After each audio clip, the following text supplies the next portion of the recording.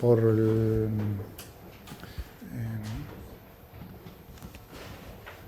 Inklock, es lo bueno de... Bueno, os había mostrado, son unos vídeos preciosos con una explicación, un inglés, bueno, un poco antiguo, pero muy claro. No debe haber, incluso uno puede poner, lo que hago yo muchas veces, si tenéis, lo que hago muchas veces, yo para mí es ponerme subíndices subtítulos en inglés. Oírlo en inglés con subtítulos en inglés, esto es más fácil todavía. Bien. Ahí más. Hipótesis del continuo, o sea que teníamos el punto de vista lagrangiano, el fluido constituido por elementos de fluido que cumplen las condiciones anteriores. Entonces, frente a esto, o con esto, dentro de la hipótesis del continuo, el fluido como medio continuo, tenemos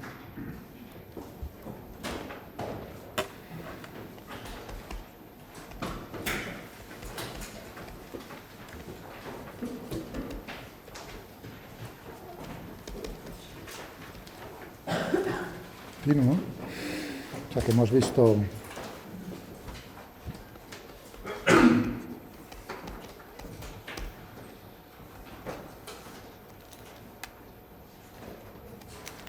de Lagrange, lagrangiano, pues ahora veremos qué consiste el punto de vista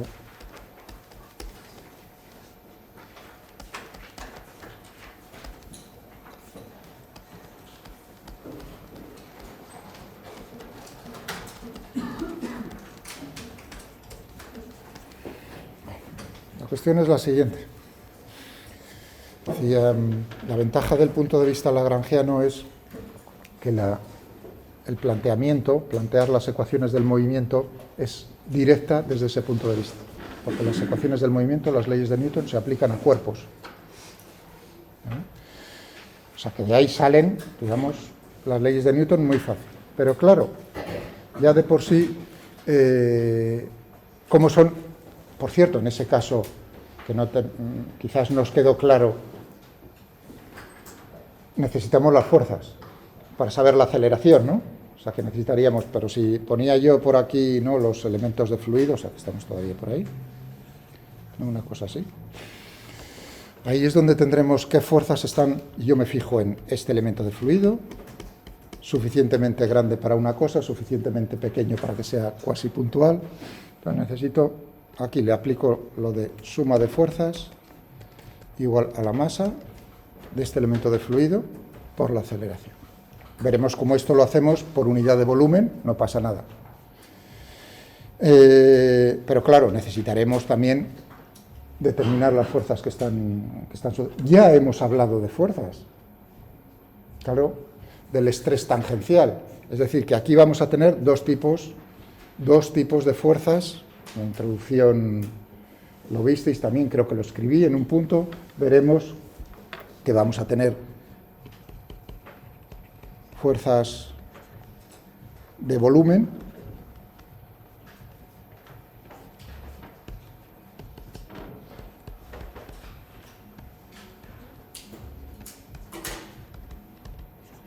de superficie o superficiales. Estas en inglés las llaman o body forces, o también las veréis en vez de body, bulk.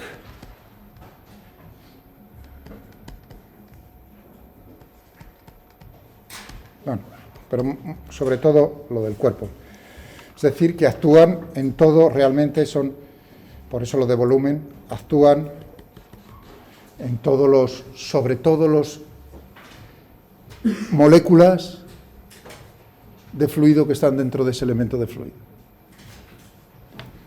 Ejemplo, que se está imaginando uno directamente cuál es la fuerza de volumen más rápida. Pues la gravedad, si tienes por aquí, está actuando la gravedad. La gravedad está actuando en todos los puntos dentro de ese. Claro, si uno piensa en la gravedad. ¿Perdón? No, es que no he entendido. ¿Era una pregunta o algo? Bueno. Tenemos la masa, Ya sé que estamos pensando en diferencial de m o delta de m. Voy a ponerlo como si fuese finito, no pasa nada. Entonces uno dice, pero claro, hemos definido la densidad ρ por el volumen V por G. Si queréis infinitesimal, pues delta de V por G. Es decir, que esta fuerza, por ejemplo la gravedad, ¿a qué es proporcional? Cuanto mayor sea el volumen del elemento de fluido, mayor es directamente proporcional al volumen. Tan sencillo como eso. Está actuando en todo, pero más fuerzas, puntos suspensivos. Este es un ejemplo. Luego daremos más. Si no, estoy ya entrando y me alejo mucho de lo del punto de vista de...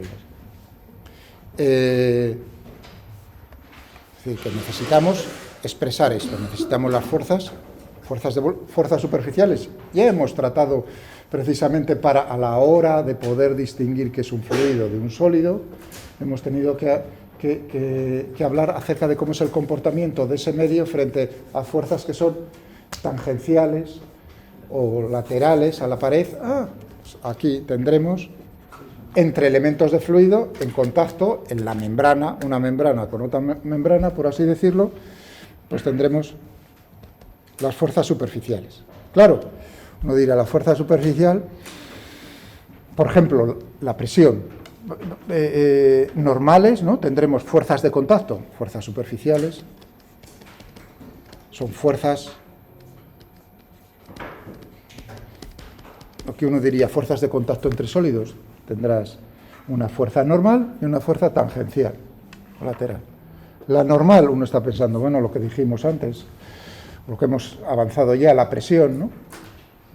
Pero claro, si yo tengo sobre un fluido y está ejerciendo una presión en todos los puntos de esta superficie, cuanto mayor, ¿cuál va a ser la fuerza neta?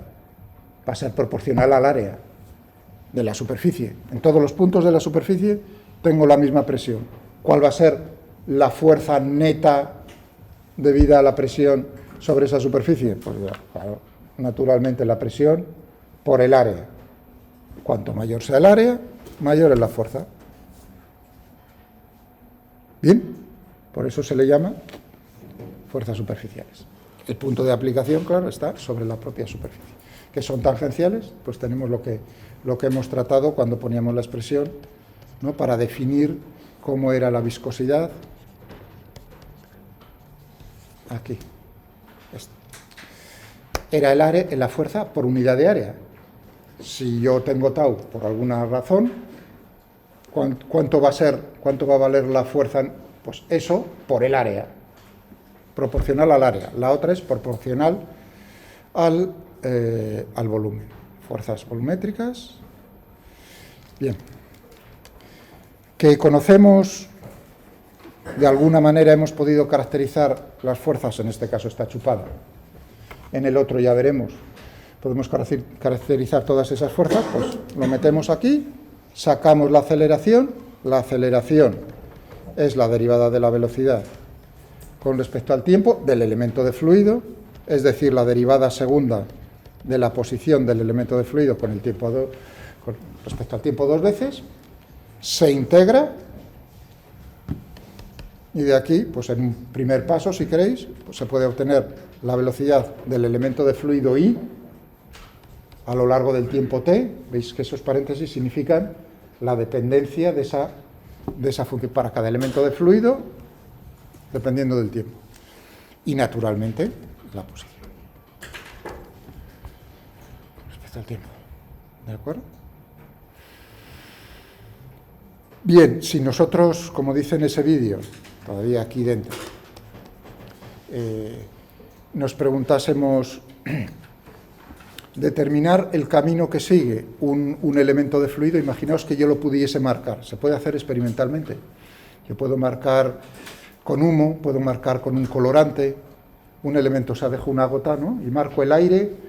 Claro, eso, fijaos, cualquier medida influye en lo que quieres medir. Eso suena a mecánica cuántica, en una manera, pero desde el punto de vista de la física clásica, en ese momento, fijaos que al introducir un colorante o o humo estáis modificando cómo es la densidad de ese elemento de fluido, lo cual modifica lo que quieres medir. Pero bueno, suponiendo que lo que modifica esa influencia es despreciable, pues podríamos tener lo que veis en ese vídeo tan bonito, ¿no? Ver los caminos que sigue. He marcado con humo y visualmente estoy viendo a lo largo del tiempo, hago una película, voy siguiendo cómo es eso. Y ese sería el camino seguido por un elemento de fluido.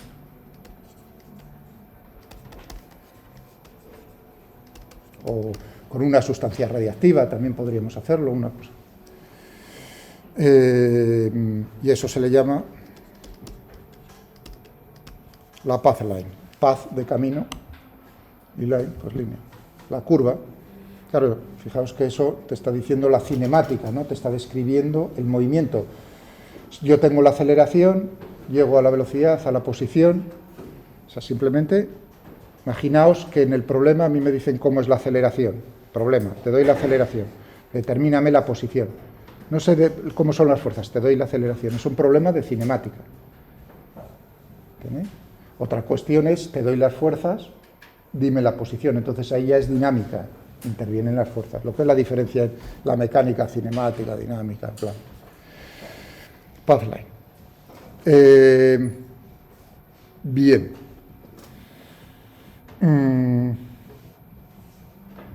Otro punto, claro, ahí uno diría, necesitas, para conocer cómo se está moviendo el fluido, necesitas, en teoría, si quieres saber todo el fluido, necesitas conocer los caminos de todos los elementos de fluido, lo cual es un poco difícil, porque es un número prácticamente infinito, pero incluso con un número finito, ¿cómo extrapolas la información que tienes temporal del movimiento del camino acerca de cómo es en un instante la situación? Eso ya es un poco más difícil. Y eso me lleva ya al punto de vista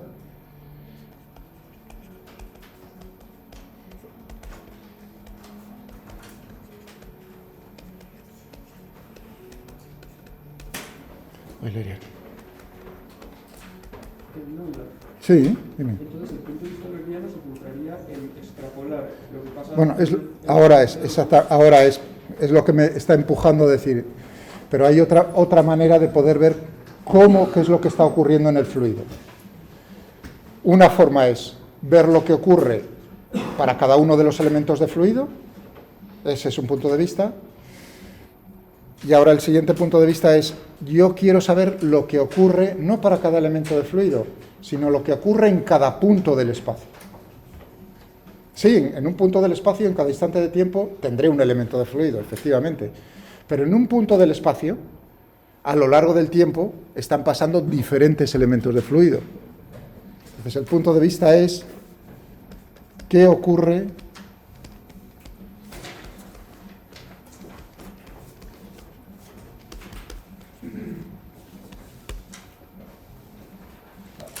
sin interrogación?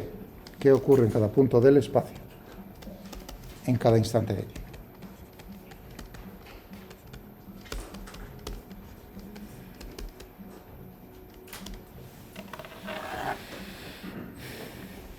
Es decir, que yo tengo aquí, en este punto del espacio, en el instante t,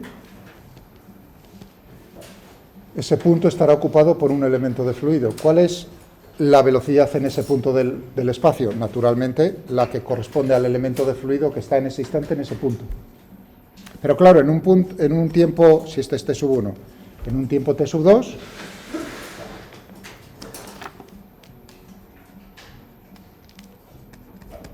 pongo en otro color, voy a poner otra que tenga una forma un poco diferente para que quede claro. Tendremos, este era V en ese tiempo T1, ¿en qué posición?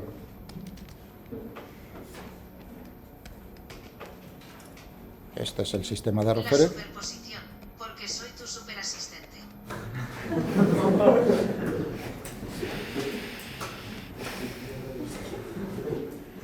pues da la clase.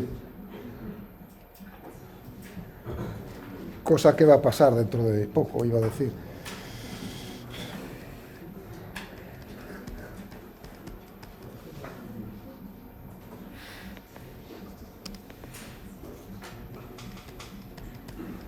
En el mismo R, en T sub 2. ¿De acuerdo? La misma posición, en dos instantes de tiempo diferente, corresponden a las velocidades que tienen los elementos de fluido que pasan en cada uno de esos instantes en ese punto.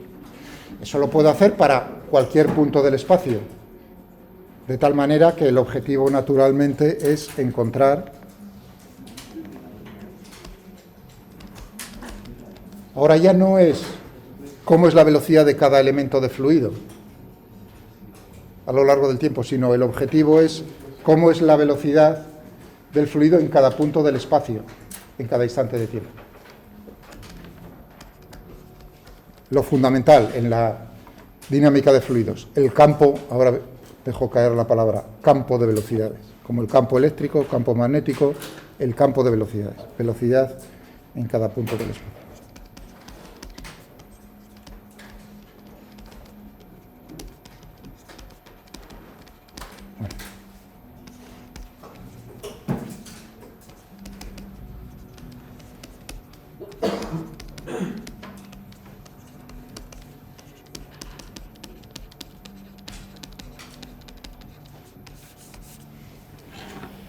Campo de velocidades.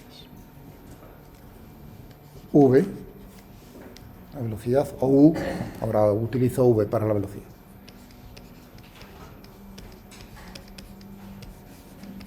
El objetivo es determinar, si yo determino eso, ahora, para cada punto del espacio, cada instante de tiempo, tengo todo, ya sé todo. Ya hemos llegado al objetivo de saber cómo se comporta un fluido. Ese es el objetivo. Claro, este punto de vista es más cómodo, porque tú puedes en un instante no decir pim, pim, pim, en todos los puntos, en un instante posterior, en este punto del espacio, cómo ha cambiado la velocidad. Es un punto de vista más agradable a la hora de extraer la información de lo que ocurre en el fluido. Pero claro, el asunto es que para llegar a esto no podemos aplicar directamente las leyes de Newton, porque las leyes de Newton se aplican de manera natural a elementos de fluido, no a puntos del espacio. Y ahí viene el problema de cómo pasas de una representación, de la representación lagrangiana, a la representación euleriana, y de la de Euler a la de Lagrange.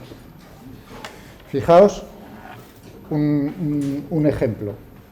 Si a mí me dicen cómo es el campo de velocidades, representación de Euler, determinar cómo va a ser la trayectoria, la path line, que sigue un elemento de fluido que en el instante cero se encuentra en un punto del espacio. Ese es un caso típico, en el cual entonces te están diciendo, la información que te doy es la de Euler, cómo es la velocidad en todos los puntos. Y ahora quiero saber qué ocurre para un elemento de fluido cualquiera. Es pasar de la representación de Euler a la de Lagrange. Y eso es, bueno, hay que integrarlo, depende de cómo sea el campo de velocidades. Que podremos pasar, vamos a ponerlo así, de una representación de Euler. Pero claro, eso es, fijaos, suponiendo, es decir, aquí voy a poner R. ¿Qué es un campo? Vamos a decirlo ahora. Ahí voy a hacer una especie de tema o capítulo con herramientas matemáticas, operaciones sobre campos escalares, fijaos, temperatura. ¿Por qué? Porque es necesario a la hora de plantear obtener las ecuaciones que describen el movimiento.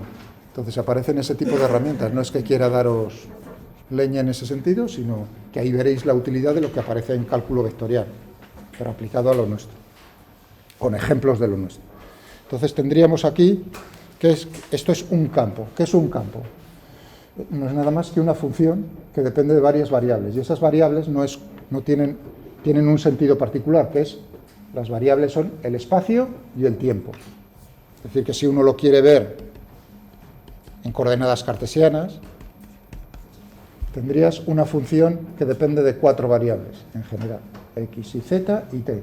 Aquí lo pongo en forma vectorial, no tengo que, porque podría ser otro tipo de coordenadas.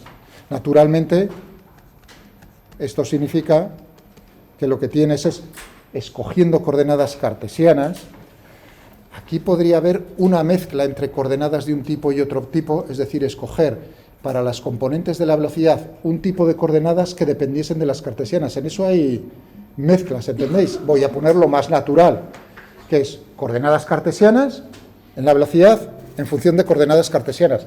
Pero ya digo que no tiene por qué ser así. Eso es, y no es con ganas de liar, sino que el problema te lleva a escoger el sistema de coordenadas más adecuado, que es un cilindro, coordenadas polares cilíndricas quizás, que tienes una esfera en el fluido, ¿no?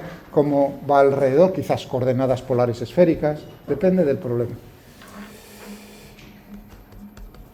O sea, que tendríamos, voy a utilizar aquí en vez de Vx, si queréis, U, V, ¿no? Que os dije que se utilizaba mucho Z, el tiempo. Son 3 campos escalares. 3 funciones escalares, o sea, un campo escalar es una magnitud física. Escalar que depende de qué variables, la posición y el tiempo. O sea, no es nada más un campo, no es nada más que una función. Esa función tiene un significado físico, es una magnitud física. Y las variables tienen un significado físico, la posición y el tiempo, ¿de acuerdo? No tiene mayor, lo mismo que el campo eléctrico, campo magnético u otros. Temperatura, como veríais. Pensé que era mi otro. ¿No? Aquí tenemos un campo escalar. La densidad, lo estoy poniendo en cartesiana. Es decir, la densidad de cada elemento de fluido, no, aquí me estás diciendo cómo es la densidad en cada punto del espacio, cada instante de tiempo, es decir, la densidad que tiene el elemento de fluido que en ese instante de tiempo se encuentra en ese punto. O presión, etc. Bien, estábamos diciendo aquí, me voy a quitar un segundín. Una vez que he dicho así rápidamente. Fijaos que entonces lo que necesito aquí, al pasar de, si yo tengo esta información, aquí lo que necesitaría sería llegar pues realmente a cómo es la velocidad o la posición. Voy a utilizar el mismo subíndice I del elemento de fluido I en T. Claro, ahí viene un poco, o la velocidad de cómo es el elemento. Si tengo la velocidad, hallar la posición. Instante, problema. O sea que, si tengo la velocidad, puedo hallar la posición. El problema es cómo lo expresas ese I, o sea, cómo marcas. El problema es cómo marcas el elemento de fluido. Una cosa es numerarlos, por eso he puesto yo I, ¿no? Imagínate, este es el 1, el 2, el 3, pero eso no es factible. Realmente la forma de hacerlo es decir, ¿cuál es con la posición que tiene ese elemento de fluido en un instante en particular? Es decir, que uno utiliza, como sería SI,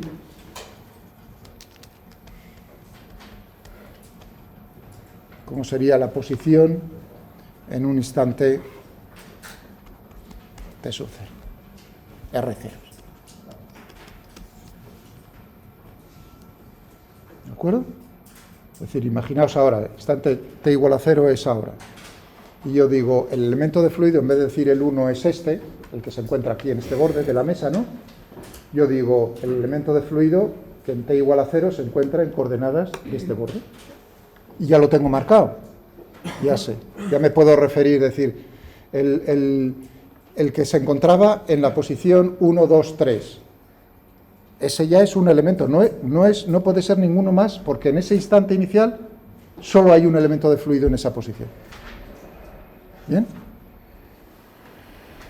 Vale, pero claro, el asunto es que aquí os he dicho partimos de esta información, pero realmente el caso no es. El caso es que nosotros esto no lo tenemos todavía, porque de manera natural lo que vamos a obtener son las ecuaciones del movimiento en la de Lagrange, es decir, que tendremos el problema inverso.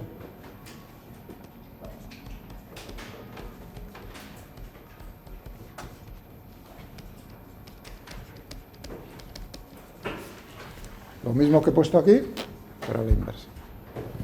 Claro, pensemos ahora, no solo es la posición, no solo es la velocidad, sino realmente lo que me va a aparecer en Lagrange, en la segunda ley de Newton, que es lo que me aparece en la aceleración. En la ecuación, ¿no? Ah. Claro, la aceleración es la derivada segunda de la posición, eso para el elemento de fluido, o la derivada de la velocidad del elemento de fluido con respecto al tiempo. Estos son cambios, estas derivadas, que veis aquí que estoy poniendo como Ds rectas minúsculas, claro, ¿a qué se refieren? A cambios de elementos de fluido, de masa de fluido. Es decir, que estas derivadas reciben un nombre, que son las derivadas sustanciales o materiales.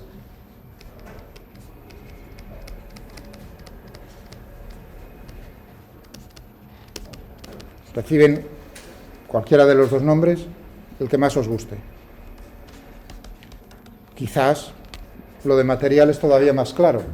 Te está refiriendo la aceleración, la derivada de la velocidad con respecto al tiempo. ¿La derivada de qué? De un elemento de fluido, de una masa de fluido. Por lo tanto, son derivadas materiales.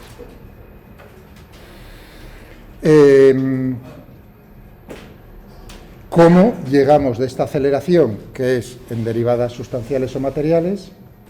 Claro, a expresar esa aceleración en coordenadas o en la representación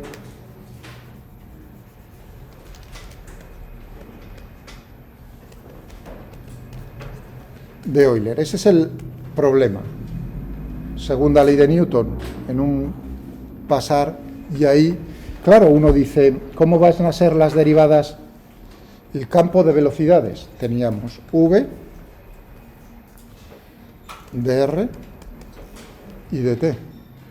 Ahí lo que tendremos, vamos a cogernos, por ejemplo, una de ellas, u de x, y z y del tiempo. Entonces, aquí cambios pueden ocurrir en el espacio o en el tiempo. Tendremos, con respecto a x,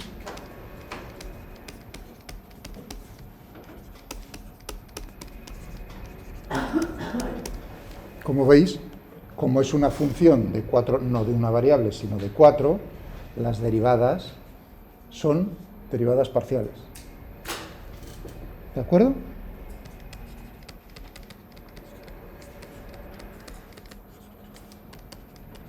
Ya que es una función de varias variables. Entonces el asunto es cómo vamos a pasar de la derivada material o sustancial a expresarla como derivadas parciales en el espacio y en el tiempo. Si logramos ese paso de la aceleración, ponerla de la representación lagrangiana a la representación de Euler, no es muy difícil, ya veréis. Entonces ya tenemos la ecuación del movimiento en la representación euleriana. Ya esa es la adecuada para el ordenata, iba a decir, ya puestos o a mano, si tenemos suerte para resolverlo, o con el ordenador. Tú divides el espacio, ¿no?, en puntos, discretizas el espacio en puntos, y esas derivadas las aproximas, y eso es lo que resuelve un ordenador, o a mano, si tienes suerte, en cuanto a esas ecuaciones. Esas ecuaciones que nos van a salir van a ser no lineales. Los cambios que ocurren en el espacio, vamos a tener cambios que ocurren en el espacio, fijaos, cómo cambia la componente x de la velocidad cuando me muevo a lo largo del eje x, cómo cambia la componente x de la velocidad cuando me muevo en la dirección del eje y, etcétera, o cómo cambia si no me muevo en el espacio, sino únicamente en el tiempo. Es decir, que me está dando información de las cosas que pueden ocurrir. Tendremos entonces lo que se llama la derivada local, en ese momento,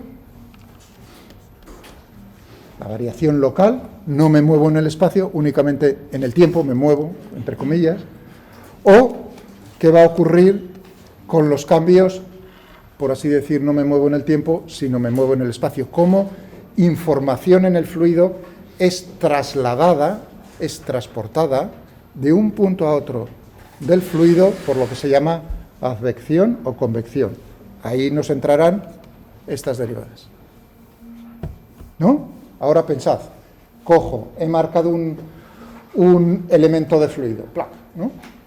Le pongo humo o lo que sea, se mueve a otro punto del espacio.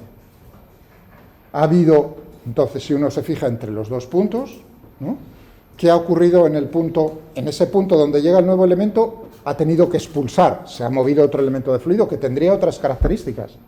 Entonces ahí ha ocurrido para ese punto del espacio variaciones que van a venir dadas por cómo cambia en el tiempo, lo que ocurre en ese punto y cómo ha sido arrastrada información por medio del fluido a ese punto. Esa es la advección o convección. Los términos se utilizan indistintamente, dependiendo un poco lo de la convección, uno está pensando en el transporte de calor por el fluido. Claro, un elemento de fluido tiene una temperatura, es decir, en ese punto tienes una temperatura que va cambiando. ¿Debido a qué? A que cambia en el tiempo, por difusión, por conducción térmica, por ejemplo, y también porque es arrastrado calor a ese punto por un elemento de fluido. Esos son los, por lo tanto, ya veis, hablaremos en la asignatura de transporte por advección y transporte por difusión o conducción. Advección, transporte por advección, convección, transporte por difusión, conducción. El guión que estoy diciendo así mentalmente en la cabeza es porque uno puede utilizar cualquiera de los dos términos, en ambos casos, ¿vale? No os preocupéis, llegará el momento y entonces en el temario, como veis, aparece eso, más adelante. Representación de Euler.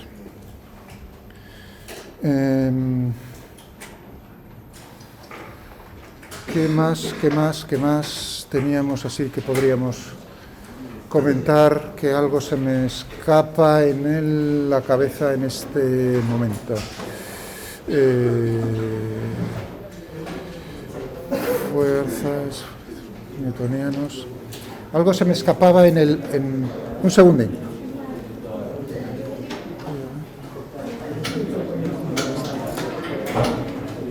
Un segundo. No, este era la 22. Un segundo.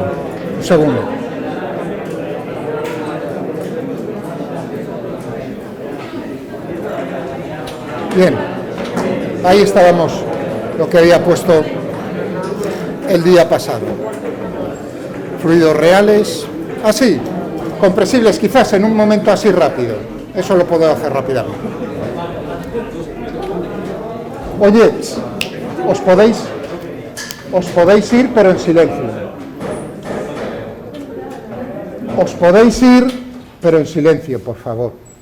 No tengo ningún problema, pero en mi reloj pone, bueno, en mi reloj, que va bien, 58, ¿de acuerdo?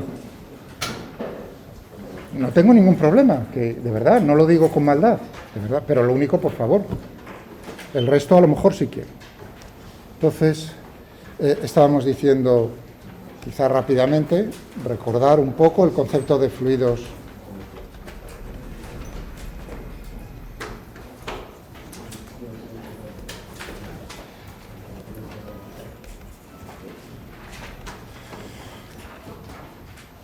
Ahí uno se fija en la densidad. ¿Qué ocurre con la densidad de un elemento de fluido? ¿De acuerdo? La densidad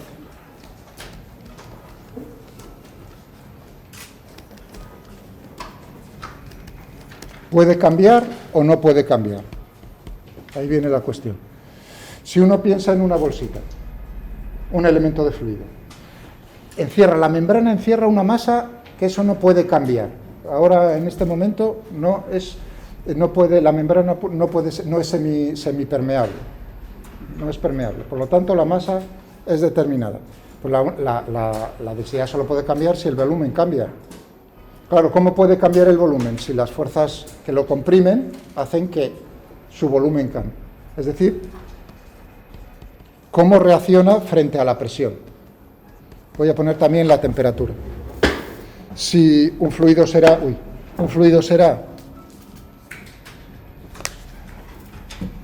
incompresible si es independiente de la presión únicamente. Efectivamente, cuidado, cambios en la densidad pueden ocurrir por una dilatación por temperatura, se aumenta la temperatura, que modifica la densidad al actuar la presión, entonces es compresible. Tan sencillo como eso. ¿De acuerdo? Y con esto lo dejamos, ahora sí.